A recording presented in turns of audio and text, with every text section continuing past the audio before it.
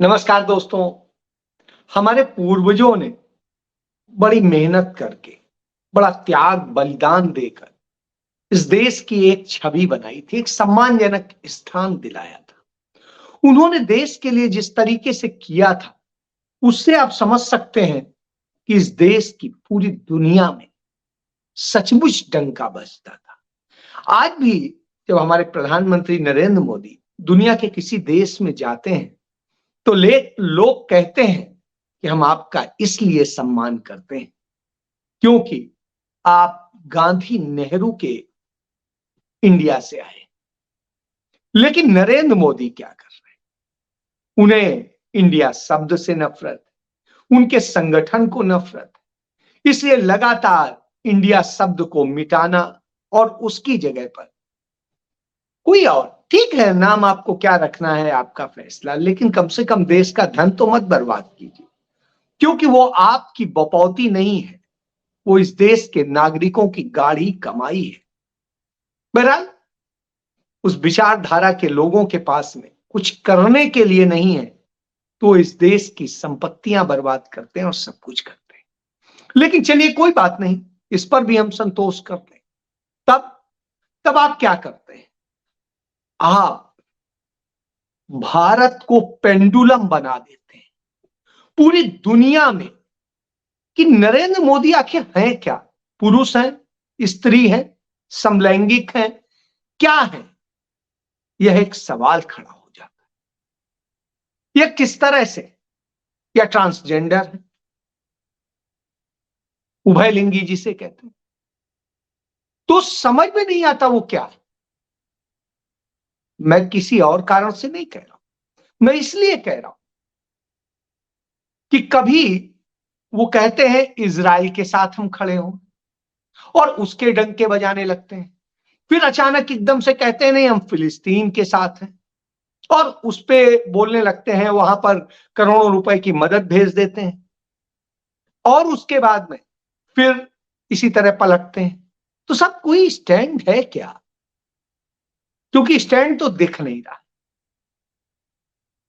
पूरी दुनिया चाहती, गांधी नेहरू शांति का भारत, सौहार्द का भारत और संपन्नता का भारत बनाना चाहते थे, और उसके लिए पूरी दुनिया में सुख शांति समृद्धि की बात होती थी। और जब शांति की बात होती थी तो संयुक्त राष्ट्र संघ में इस बात के लिए बहस हुई कि इजराइल और फिलिस्तीन के बीच जो जंग का माहौल बन रहा है और जिससे एक बड़ी जंग का आगाज हो सकता है, उसमें शांति स्थापित की जाए और इसके लिए कैसे क्या किया जाए।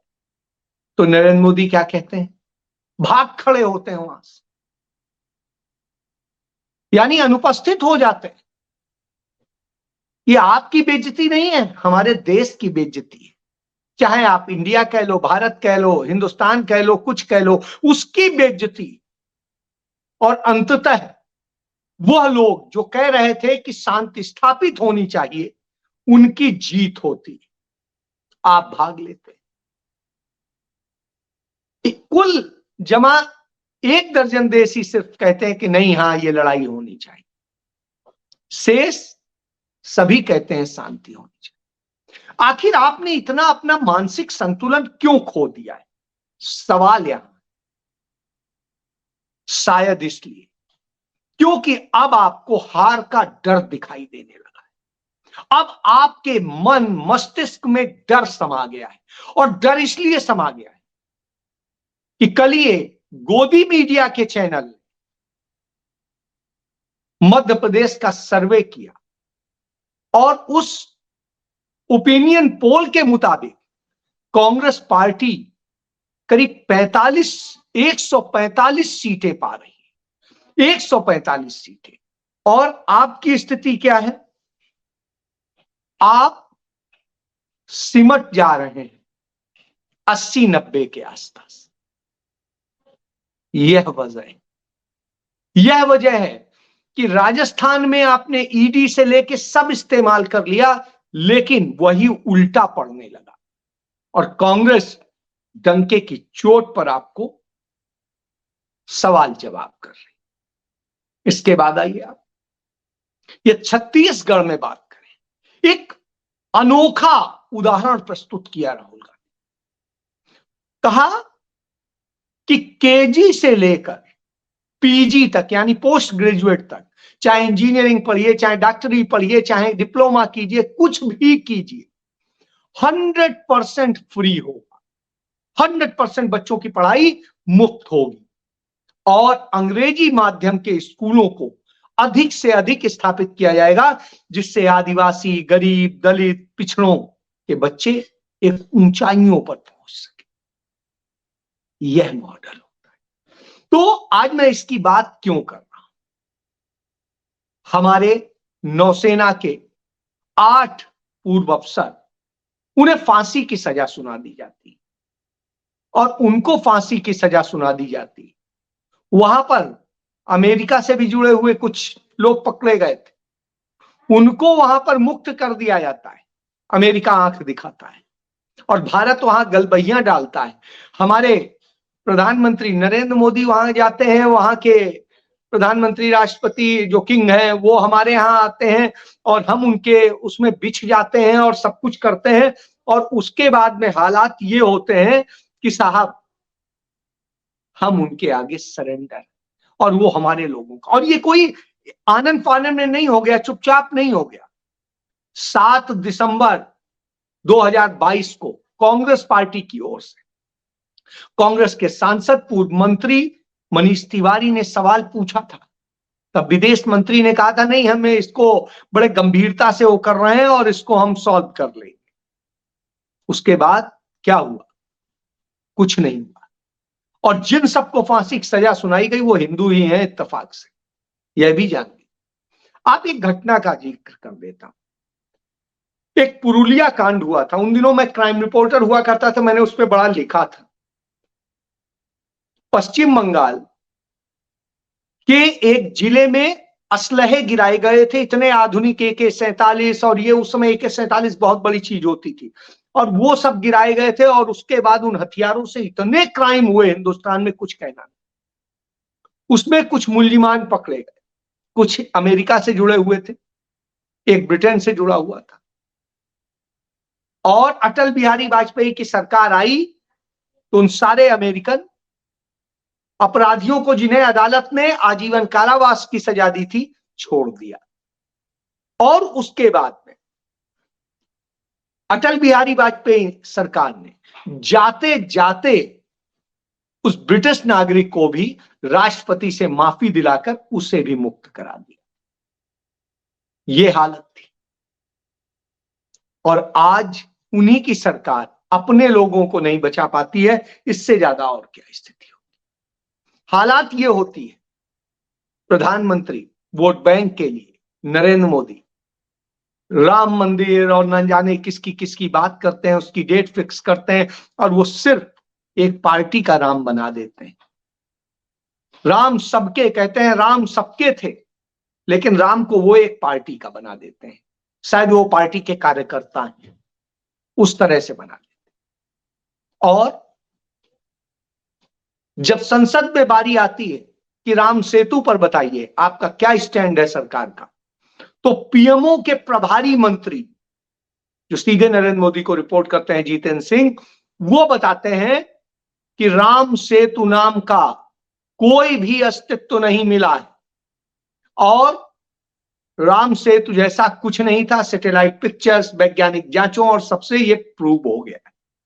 यानी वो वह बात प्रूव कर देते हैं जो कहा जाता है कि वास्तव में ऐतिहासिक तथ्य यह है कि राम नाम का कोई कैरेक्टर कभी हुआ ही नहीं। ये एक उपन्यास की, जो महाकाव्य काल के दौरान लिखे गए, उनकी उपज, और उसके बाद उसे ट्रांसलेट होके तमाम भाषाओं में लिखे। आप इससे समझ लीजिए कि इस तरह से हम इजराइल से छुड़ा नहीं पाएंगे। वहां धार्मिक खेल खेलेंगे, ये भी सोचेंगे। मोहन भागवत आके अपने भाषण में कहेंगे कि हिंदू वोट कैसे यूनाइट किया जाए, उसके लिए बोलेंगे। मुस्लिम और ईसाई को भी कैसे मनाया जाए, उस पर सोचेंगे। उसके लिए फिलिस्तीन को भी हाँ कह देंगे। लेकिन जब स्टैंड लेने की बारी आएगी तो साहब इधर उधर ढुलमुल करेंगे, अपनी तरीका अपनाएंगे, उसको आप समझ सकते हैं।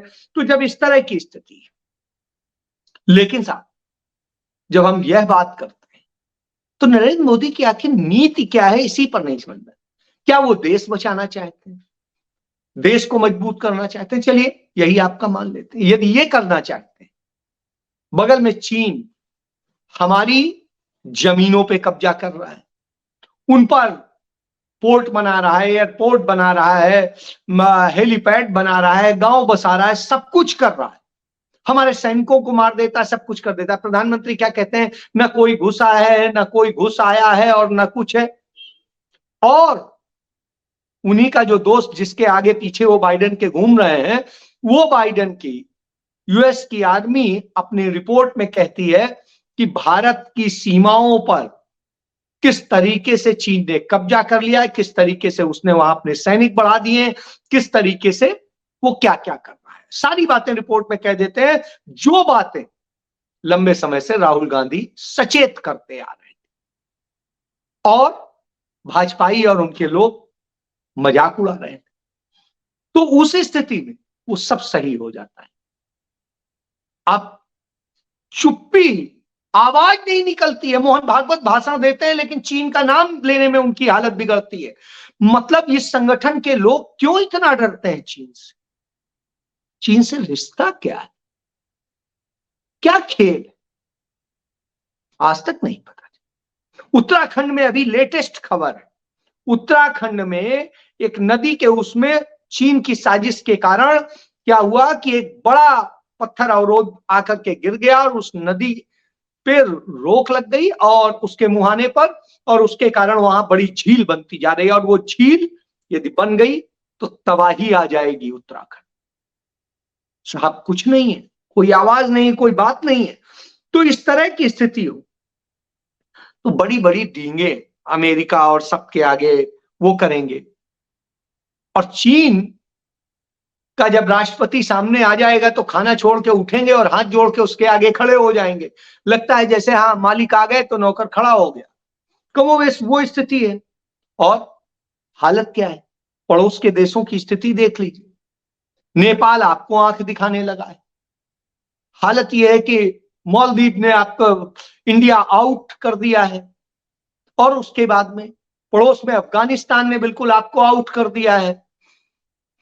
और आ जाइए बगल में भूटान भी आपको से दूरी बना रहा है और चाइना से नजदीकी बना रहा है। उधर आ जाइए आप, जो बर्मा है, म्यांमार, वहां पर स्थिति है पूरी तरह से चाइना वो हो गया है, आप खत्म हो गए हैं। इसी तरीके से श्रीलंका में, तो चारों तरफ आपके, पाकिस्तान वैसे ही पुराना आपका वो है। तो अब हालत ये है कि आपका एक भी मित्र क्या रह गया। और बांग्लादेश वो भी धीरे धीरे अपने संबंध चाइना से मजबूत कर रहा है, आपसे कमजोर करना चाहता है। वो चाहता है कि आपसे अब छुटकारा मिले। वो एहसान सिर्फ मानता है इंदिरा गांधी का, क्योंकि उन्होंने बनाया था, इस कारण से वो भारत से अभी पूरी तरह से अलग नहीं है। शेष तो सब आपसे कट गए। और आगे बढ़ेंगे तो इजराइल और फिलिस्तीन के उसमें आपका जो दोगला रवैया रहा, उसके कारण आपको आज बेइज्जत होना पड़ रहा है देश को। इसी तरीके से रसिया और यूक्रेन के मामले में आपको बेइज्जत होना पड़ रहा है। तो आपने कहां पे कौन सा विश्वगुरु आप बने? आपने तो उल्टा बर्बाद कर लिया। और जिस तरीके से किया है आप उससे समझ, लेकिन उन सब का जवाब देने के बजाय, उन पर कुछ कहने के बजाय, आप राहुल गांधी, पूरी भाजपा और सब उसके नेता राहुल गांधी के चरित्र हनन पर लग जाते हैं। राहुल गांधी ऐसे हैं, राहुल गांधी विदेश में किस महिला के साथ जो है, लड़की के साथ में विदेश यात्रा कर रहे थे, फ्लाइट में गए। अरे हुजूर, वो महिला अपने पति के साथ थी और उसके पति का नाम अमिताभ दुबे है। और वो अमिताभ दुबे राहुल गांधी का बचपन का मित्र है। और दोनों साथ गए, तीनों साथ गए। आपको रिश्तेदारी नातेदारियों का क्या पता? आप सिर्फ एक ही चीज देखते हैं, महिला और पुरुष के बीच, क्योंकि उससे ज्यादा आपकी सोच नहीं है। तो यह स्थिति होती है, आपकी मानसिकता को बताता है। फिर राहुल गांधी जब अपनी बहन के साथ होते हैं, उसके साथ लाड़ कर रहे होते हैं, तो आप उसे भाई बहन के रिश्ते को अपमानित करते हैं, क्या क्या कहते हैं आप देखिए। इसी तरीके से जब राहुल गांधी अपनी भांजी के साथ में लाड़ कर रहे होते हैं, तो आप उसको किस तरीके से बदनाम करते हैं। राहुल गांधी को कोई लड़की दौड़ करके, जब वो भारत जोड़ो यात्रा चलते हैं, वो दौड़ के फूल देती है, तो साहब उसमें आपको तकलीफ हो जाती है, उस पर न जाने क्या क्या भद्दे कमेंट करते हैं। जब कोई पीड़िता राहुल गांधी से गले लग के उनको अपने दर्द को बताती है, रो देती है, सब उसमें आप तमाम गंदगी तलाशते हैं। और ये गंदगी आज से नहीं तलाशते हैं, ये बड़े अरसे से आप तलाश रहे हैं। आप पंडित जवाहरलाल नेहरू को उनकी भांजी के साथ, उनकी बहन के साथ, उनके मित्र जो देश के शीर्ष वैज्ञानिक थे जिन्होंने इसरो स्थापित किया, वो साराभाई जी की बेटी के साथ की, और उन सब की उसको, मतलब आपके यहाँ बेटी बहन और इसके कोई रिश्ते ही नहीं है, सिर्फ एक ही रिश्ता है, वो रिश्ता। यानी आपकी सोच कितनी गंदी है, इससे पता चलता है, आपकी मानसिकता पता चलती है, आपके हालात पता चलते हैं। क्यों? क्योंकि आप लोग फर्जी हो। और फर्जी होने की जब बात करते हैं तो साहब उदाहरण बता देता हूं। तमाम फर्जी पीएमओ के अफसर आजकल पकड़े जा रहे हैं, लगातार पकड़े जा रहे हैं, और वो देश भर में ठगी कर रहे हैं। कितने कर गए अभी उसका अमाउंट नहीं, और देश की सुरक्षा खतरे में डाल गए उसका भी कोई वो नहीं, क्योंकि आप दबा रहे हैं उसे। अब गुजरात में एक कंपनी बना करके बैठ जाता है, एक बताता है कि हाँ साहब ये सरकार का वो है, भारत सरकार का, और उसके नाम पर सरकारी ऑफिस बना देता है, और सरकार से ही 4.25 करोड़ रुपए की ठगी कर डालता है, ग्रांट ले लेता है। आप समझिए, ग्रांट ले लेता है कि हम आदिवासियों और सबकी मदद करने के नाम पे ले रहे हैं, और इसके नाम पे स्टाफ के नाम पे ले रहे हैं, इंस्पेक्टर बनता है, वो बनता है, और तमाम जगह वसूली भी कर लेता है। दूसरा, आप इस तरीके से करते हैं। दूसरा आप देखिए, आप अपने पूंजीपतियों के लिए जीते हैं, और उसमें आपके परम मित्र पूंजीपति अडानी को आप 14 पोर्ट दे देते हैं, और भारत सरकार के जो पोर्ट होते हैं वो सब घाटे में चले जाते हैं, बर्बादी में चले जाते हैं। इस दशा में लाकर आप खड़ा कर देते हैं देश को। आप स्थिति बताऊं, अलीगढ़ में एक ई रिक्शा चालक, स्थिति ये होती कर्ज लेकर के करता है, नहीं वो उतना हो पाता है, उसका जो साहूकार होता है वो उसका रिक्शा छीन ले जाता है। आपने गरीब लोगों और सबको कहा था कि ये छोटी छोटी सी उसके लिए मदद मिलेगी, मदद तो नहीं मिली। उसकी हालत ये, अंत में वो बैठ जाता है अपने बेटे को लेके, छोटे से बच्ची को और बेटे को, कि मेरा बेटा बिकाऊ है, जो व्यक्ति खरीदना चाहे खरीद ले, मैं अपने कर्ज को पटाने के लिए चाहिए। सोचिए, बच्चा बेचने को वो बैठ गया सड़क के किनारे, बीबी और उसके साथ। यह दशा है, यह दशा आप कर रहे हैं, आप शर्म आती है। और ये किस्से एक जगह नहीं चलते। राहुल गांधी कहते हैं कि सरकार दो तरह से चलती है, एक तरीका की पूंजीपतियों को लाभ दो और पूंजीपतियों के पैसे से चुनाव प्रचार और सब कुछ चलाओ, अय्यासी करो, और दूसरा गरीबों की दिल से मदद करो, उनके साथ जुड़ो, उनको आगे बढ़ो, जिससे देश समृद्ध हो, सब समृद्ध हो और सबका भला। तो कांग्रेस पार्टी गरीबों की मदद करने का काम करती है और उस सब पे करती है। इसीलिए छत्तीसगढ़ में केजी से लेके पीजी तक, चाहे इंजीनियरिंग पढ़िए, डॉक्टरी पढ़िए, कुछ पढ़िए, सबकी पढ़ाई 100% फ्री कर दी है। राजस्थान में देखिए 25 लाख का स्वास्थ्य बीमा अपने आप में यूनिक है, और इतने सारी चीजें की गई कि गिना नहीं मैं सकता हूं, गिनाने बैठूंगा तो घंटे लग जाएंगे। लेकिन भारतीय जनता पार्टी सिर्फ अमीरों की मदद करती है, और यह स्थिति है। साहब 5 ट्रिलियन इकोनॉमी, 5 ट्रिलियन इकोनॉमी सुनते सुनते पागल हो गए कि आप दुनिया की तीसरी अर्थव्यवस्था बने। अरे क्या खाक बने, ऐसी अर्थव्यवस्था को लेके चाटना है क्या? आपको करना है तो आप जनता के लिए कीजिए, आप उनको दीजिए, उन पर फोकस कीजिए। वो आप कर नहीं सकते हैं। आपकी स्थिति क्या है? अदानी को फायदा पहुंचाने के लिए आप कोयले से लेके सब चीजों में करते हैं, और सरकारों पे दबाव बना रहे हैं कि वो विदेशी कोयला खरीदें, उनका कोयला खरीदें तो आप सबसे बड़े राजा हो जाए। तो यह स्थिति है, निश्चित रूप से तकलीफ होती। क्यों? उसके बाद में लूट मचेगी, जो एक पैसा जाएगा 10-15 हजार करोड़ रुपया एक्स्ट्रा, उसका आपसे बिजली के नाम पे वसूला जाएगा और तमाम सब चीजें की जाएंगी। आप याद करिए 2014 में 14 रुपए किलो आटा होता था, आज 50 रुपए किलो आटा मिल रहा है, 40 से 50 रुपए। सड़े अनाज का 40 रुपए, वैसे 50। अब आप समझिए, लेकिन किसान को फायदा नहीं हुआ। किसान की आय तब जो जिस औसत में थी उससे कम हो गई, वो बुरी हालत में आ गया, उसको लाभ नहीं मिला। क्यों? जिस समय किसान की फसल आती है उस समय सही कीमत नहीं मिलती, जब पूंजीपतियों की आ जाती है और तमाम चीजें होती है तब मिलता है। तो यह आपकी स्थिति। और आप ओबीसी की बात करते हैं, ओबीसी के लिए किया तो आपने कुछ है नहीं, सिर्फ ढकोसले।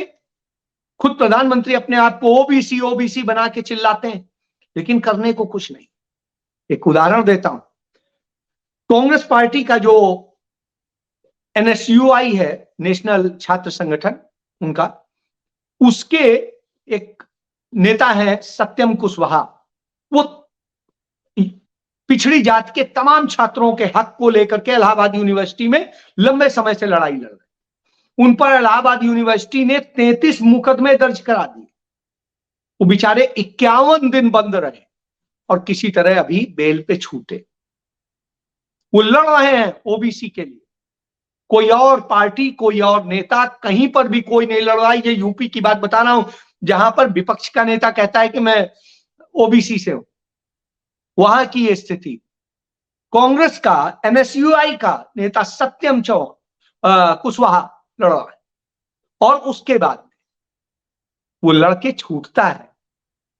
तो साहब, इतनी मुश्किलों में इतने मुकदमे लड़ने इतना आसान नहीं। और वो अपने लिए नहीं लड़ रहा, वहां के स्टूडेंट्स के लिए जो ओबीसी कैटेगरी से आते हैं, उनके हक की, उनकी चीजों की, उनकी बात के लिए।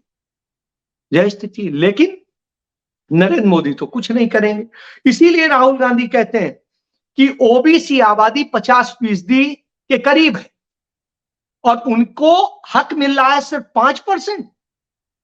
क्यों भाई?